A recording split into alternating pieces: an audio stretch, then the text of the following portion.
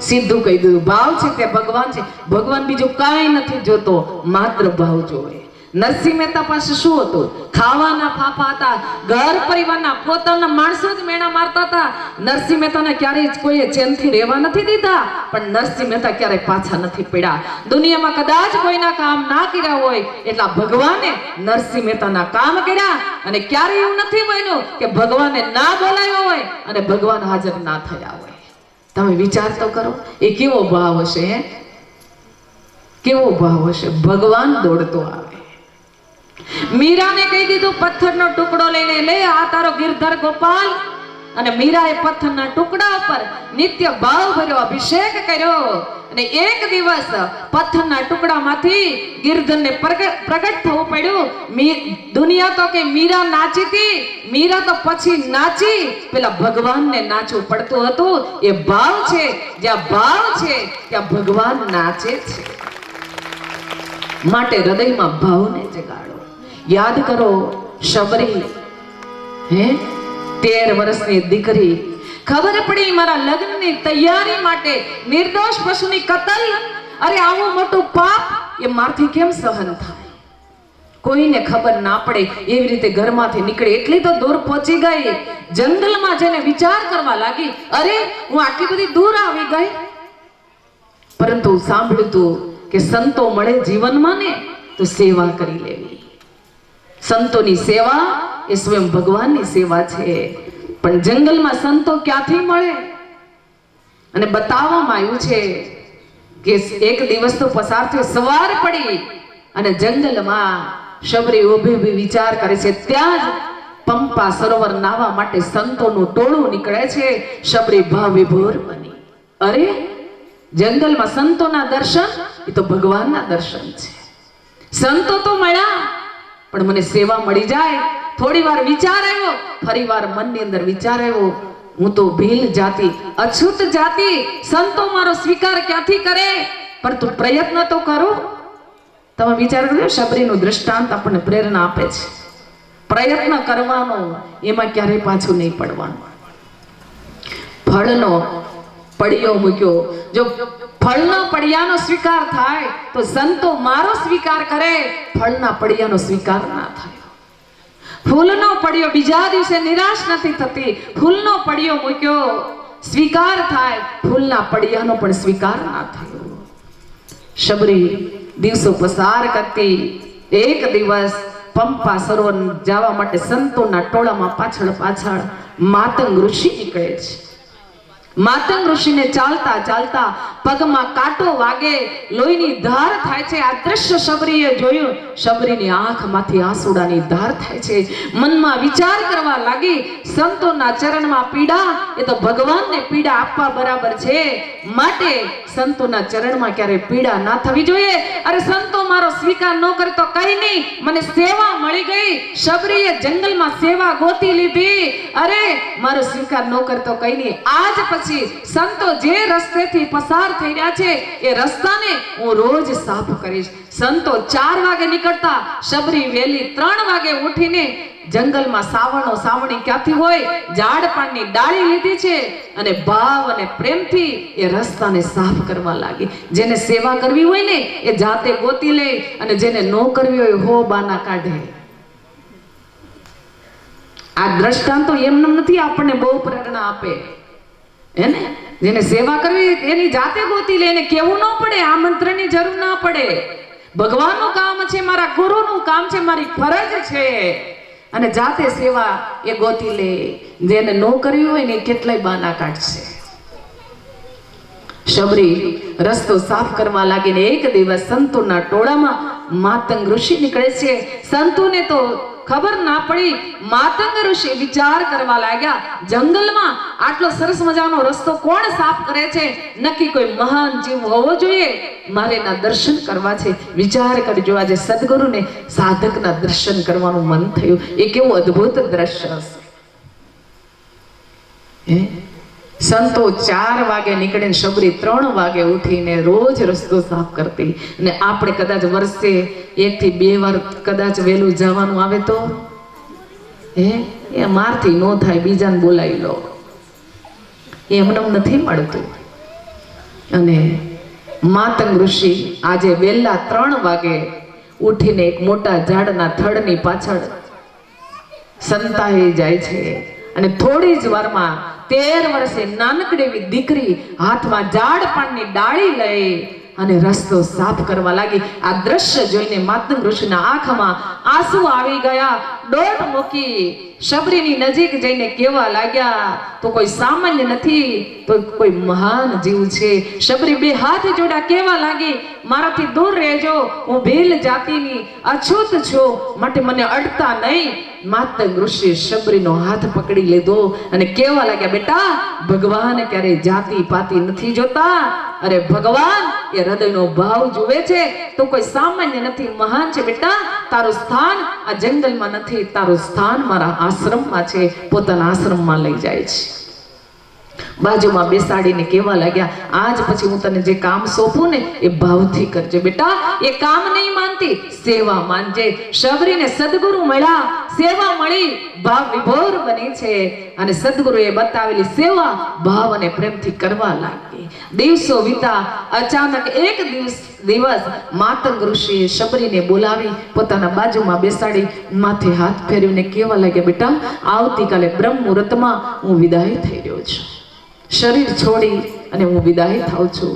આ સાંભળીને શબરી ધ્રુસકે રડવા લાગી. કહેવા લાગી, ગુરુદેવ, આવું ના બોલો. હા બેટા, કુદરતનો નિયમ છે, જન્મ થાય એટલે મૃત્યુ નિશ્ચિત છે. મારી વાત સાંભળી લે. હું તો વિદાય થઈ રહ્યો છું, પણ એક દિવસ જંગલમાં તને અહીંયા ભગવાન મળવા આવશે.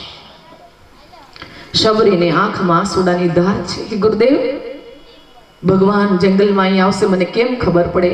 બેટા, એ દિવસે તારા હૃદયમાં ભાવ છલકાવા લાગશે, મોર કળા કરવા લાગશે, કોયલ ટવકવા લાગશે, દિવ્ય વાતાવરણનું નિર્માણ થશે. માની લેજે, મારો પ્રભુ પરમાત્મા મને મળવા આવી રહ્યો છે. સવાર પડી, ગુરુદેવ વિદાય થયા. શબરીને ગમતું નથી, આંખમાં આંસુડાની ધાર છે, પણ સદગુરુએ બતાવેલી સેવા ભાવ અને પ્રેમથી કરવા લાગી. યાદ કરી, મારા ગુરુદેવ મને વચન આપ્યું છે કે ભગવાન તને મળવા આવશે. સવાર પડે, ભગવાનને આવવાની રાહ જોવે, ભગવાન માટે આસન પાથરે, ભગવાનના ચરણ પકડવા માટે જળનો લોટો ભરીને મૂકે, ભગવાનને ખવડાવવા માટે ફળ મૂકે. સવાર પડે, રાહ જુએ, સાંજ પડે, સવાર પડે, રાહ જુએ, સાંજ પડે.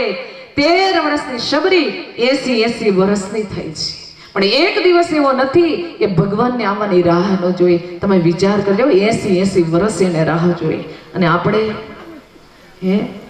8 દિવસ નહીં, એને આવવું હોય તો આવે, ને જવું હોય તો જાય. કમરમાંથી વાકી વળી ગઈ છે, વાળ સફેદ થઈ ગયા છે, મોઢામાં દાંત પડી ગયા છે, લગર વગર વેશ છે. અને આજે રોજ કરતા વેલી શબરીની આંખ ખુલ્લી, પોતાની ઝૂંપડીમાંથી બહાર નીકળી જાય છે. સરસ મજાના ફૂલ ખીલા છે, મોરલાએ કળા કરી છે, કોયલ ટહુકવા લાગી છે. શબરી ભાવ વિભોર બની. મારે ગુરુદેવે કીધું તું ભગવાન આવશે ત્યારે આવા વાતાવરણનું નિર્માણ થશે. મારો ભગવાન આવી રહ્યો છે, આસન પાથર્યું છે, જળનો લોટો ભરીને મૂક્યો છે. શબરી વિચાર કરવા લાગી, મારા પ્રભુ આવી રહ્યા છે, એને ભૂખ્યા નહીં જવા દઉં. વૃદ્ધ થઈ ગઈ હતી, મોટા ઝાડ ઉપર ચડીને ફળ ન લાવી શકે. નજર પડે છે બોયડી ઉપર, બોર જોયા, વિચાર કરવા લાગી, મારા પ્રભુને ખવડાવવા માટે હું બોર લાવું. હજી ચપટી બોર પડિયામાં મૂકે છે, ત્યાં ભગવાન જગત પિતા શ્રી રામ અને લક્ષ્મણજી શબરીની સામે આવીને ઊભા રહ્યા છે. આ દ્રશ્ય શબરીએ જોયું, સાક્ષાત ભગવાન જોયા. અને શબરીનો મસ્તિષ્ક ભગવાનના ચરણે ઢળી જાય છે. આંખમાં આંસુડાની ધાર છે. શાસ્ત્રો બતાવે, જળનો લોટો એક બાજુ રહી જાય છે. શબરી પોતાના અશ્રુ બિંદુથી ભગવાનના ચરણ પખાડવા લાગી છે. અને ભગવાનથી આ દ્રશ્ય જોવાયું નહીં. 2 હાથ પકડીને શબરીને ભગવાન ઊભી કરે છે. અને વર્ષોથી ભગવાનને બેસાડવા માટે જે આસન પાથરતી હતી, એ આસન ઉપર ભગવાને શબરીને બેસાડી દીધી. અને જગત પિતા શબરીની સામે નીચે બેઠા છે. ભગવાને શબરીની સામે 2 હાથ જોડ્યા છે. શબરી માતંગ ઋષિને પ્રાર્થના કરવા લાગી, પ્રભુ આજે તમારું વચન સફળ થયું છે. પધારો. સૂક્ષ્મની અંદર માતંગ ઋષિ ઉપસ્થિત થાય છે. શબરી સદગુરુના ચરણે વંદન કરી કેવા લાગી, ગુરુ ગોવિંદ દોનો ખડે કિસકો લાગુ પાય, બલહારી ગુરુ આપકી जिने गोविंद दियो दिखाय. हे गुरुदेव, आज तारी कृपाथी मने भगवानना दर्शन थया छे. पेला वंदन तारा चरणों में करो छो. मातंग ऋषि केवा लाग्या, बेटा आंख खोल, आ हमणा जतो रहेशे, बाનમાં તો આવ. તું ક્યાં બેઠી છે? જે આસન ઉપર વર્ષોથી બેસાડવા રાહ જોતી હતી, જરા જોતો ખરી. છબરી આંખ ખોલીને જુએ છે, આસન ઉપર બેઠી છે. ઊભી થવા જાય છે ત્યાં ફરીવાર ભગવાન શબરીને આસન ઉપર બેસાડી દે છે. ભગવાન નીચે બેઠા છે. માતંગ ઋષિ ઈશારો કર્યો, બેટા આ હમણાં જતો રહેશે, તારે જે ખવડાવ હોય તો ખવડાવી દે. શબરીની નજર બોર ઉપર પડી, હાથમાં બોર લીધું. શબરીને એ નહોતી ખબર કે ભગવાનને એઠું ના ખવડાવાય. શબરીને એટલી જ ખબર હતી કે ભગવાનને ખરાબ ના અપાય. હાથમાં બોર લીધું. અરે આ બોર ખરાબ નહીં હોય ને, ખાટું નહીં હોય ને, અને બોર ચાખી ચાખીને ભગવાનને આપવા લાગી. શાસ્ત્રો બતાવે છે બોર તો ખાટા હતા, પણ શબરીનો ભાવ ભળ્યો અને આજે ખાટા બોર મીઠા બની ગયા છે. ભગવાન ભાન ભૂલા, ભાવ અને પ્રેમથી શબરીના બોર ખાવા લાગ્યા છે. લક્ષ્મણજી વિચાર કરવા લાગ્યા, લગર વગર વેશ છે, ગંધાતું શરીર છે, ભગવાન એનું એઠું ખાય છે. શબરીને એમ થયું ભગવાનને ખવડાવવું છે, એના ભાઈને ભૂલી ગઈ. એને ભૂખ લાગી હશે, એક બોર ચાખીને ભગવાનને આપે, બીજું ચાખીને લક્ષ્મણજીને આપે. લક્ષ્મણજી વિચાર કરવા લાગ્યા, એઠું ખાય એ ભગવાન ખાય, હું ખાવ એવો નથી. ખાવાનું નાટક કરીને બાજુમાંથી બોર સરકાવવા લાગ્યા. આ દ્રશ્ય ભગવાનથી સહન ના થયું. મારો ભાઈ હોય તો શું થઈ ગયું? આજે મારા ભક્તનો અનાદર થઈ રહ્યો છે, એ મારથી સહન ના થાય. શબરીના હાથમાંથી બોર લઈ ભગવાન ચાખી ચાખીને લક્ષ્મણજીને આપવા લાગ્યા. લક્ષ્મણજીની આંખમાં આંસુડાની ધાર વહે છે. શબરીની સામે બે હાથ જોડી વંદન કરી લક્ષ્મણજી કેવા લાગ્યા, હે શબરી, તને કોટી કોટી વંદન છે. મારા પ્રભુનો એઠો પ્રસાદ આજે તારી કૃપાથી મને મળી રહ્યો છે. અને શાસ્ત્રો બતાવે છે કે અનાદર થયેલા બોર એક દિવસ જડીબુટ્ટી બનીને લક્ષ્મણજીને એ લેવા પડ્યા. નાગપાશમાં બંધાયા હતા ત્યારે આપણે વાર્તા સાંભળી છે. ત્યારે પરમ પૂજ્ય ગુરુદેવ બતાવે, બેટા હૃદયમાં જ્યારે ભાવ જાગે છે ને, ત્યારે ભગવાન દોડતો આવે છે. માટે દુનિયામાં આવ્યા, માનવ દેહ મળ્યો, ભગવાને આટલી બધી કૃપા કરી હોય તો આપણાથી થાય એટલા સદગુરુના કાર્ય કરી આપણા જીવનને ધન્ય બનાવીએ માટે તો કહ્યું છે. રૂડી રીતે જીવો જગ મારું ના કરજો કામ. રૂડી રીતે જીવો જગ મારું ના કરજો કામ.